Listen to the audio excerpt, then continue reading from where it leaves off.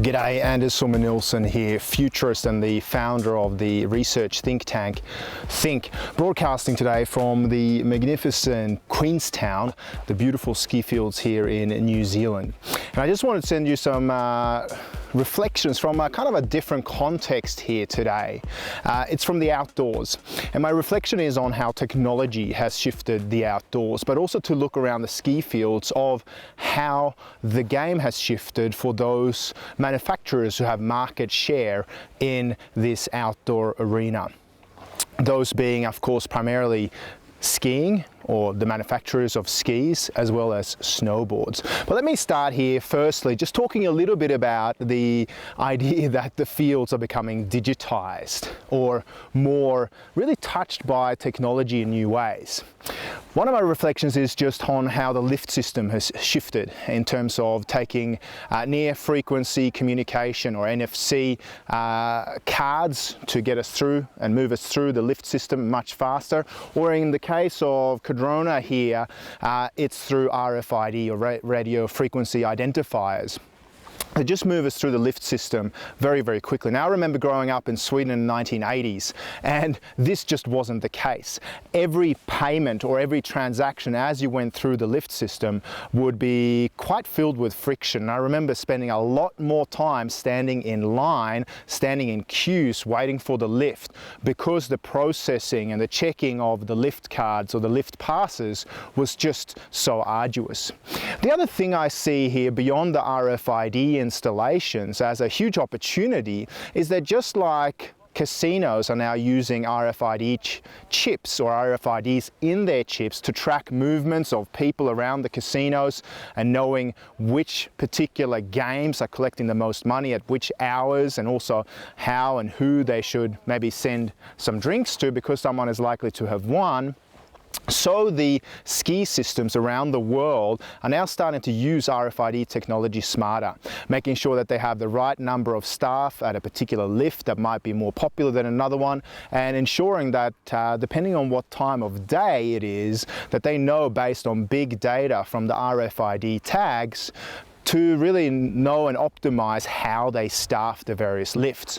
And this is just one example of how technology is impacting the skiing fields and nature around me. The second piece I'm seeing a lot here at the resort are these kind of devices, the good old GoPro. And I know I look a little bit ridiculous and like a snowboarding geek here today, but the fact is the GoPro and the GoPro Hero that allows us to do some digital storytelling about our holidays and our various tricks and our free riding, etc., is something you see all over the place now in the ski fields. And of course, people are uploading massive amounts of data of how they've captured their runs and their fun from their holidays.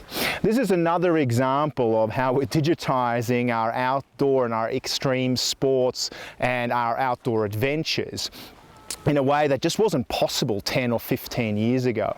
But now, because of devices like this that are really allowing us to become the sort of directors of our own stories, we are now at the forefront of being able to, well, do a little bit of marketing for ski resorts like this as we geotag those videos and as we share them throughout the web. So GoPro as a technology, or as a company, as a brand, is very well positioned to really keep continuing winning hearts and minds, because they've enabled a seamless kind of integration with the experience around us as we want to capture our holidays and our free riding or our backflips in the various snowboarding parks around the world. As I mentioned at the outset of this particular future trend spot as well, the other thing that I'm noticing is just the market share in terms of what people are using on the ski fields. Now, some of us like to ski, some of us like to snowboard. Personally, I like to do both, so I kind of switch it up between skiing and snowboarding. But what I saw in Sweden in the early 1990s, when snowboards really made it into the kind of skiing fields of the world, was they started taking massive market share from the skiing manufacturers. And it wasn't until the skiing manufacturers kind of stepped back a little bit and went, hey, you know, why are all these snowboarders and snowboard manufacturers like Burton stealing our market share? What can we do better to make skis more fun again?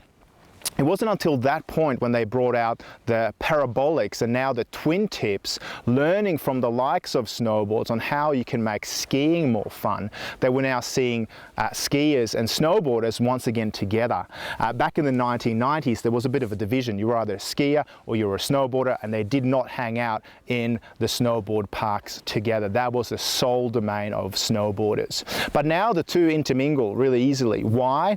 Because the skiing manufacturers saw that they needed to do something in the very innovative design of the twin tips, enabling you to go backwards, forwards, landing backwards, and shifting up the technique. This is very, very different from the very, very straight skis that I grew up on in Sweden in the 1980s.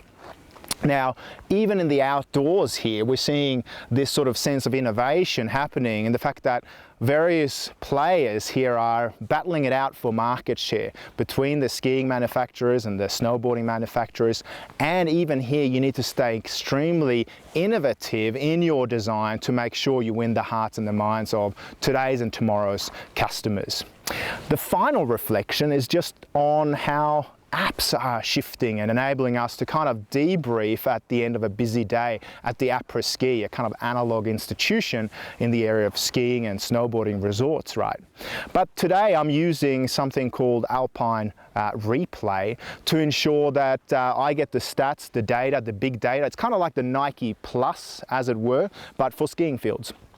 So I get to see the altitude we've covered, how many runs we've done, how many calories burnt, but it also maps our runs and ensures that we have a little bit of a debrief and we can compare which runs were the best, how much time we spent in lifts versus actually going downhill.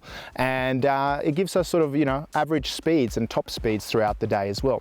And this again is something that the consumer today really wants, to be able to see a kind of a digital layer on the analog blood, sweat and tears that they experience throughout their extreme sports and their time in nature. So these are some of my reflections thinking about how technology and innovation is really impacting the outdoors today. Ciao.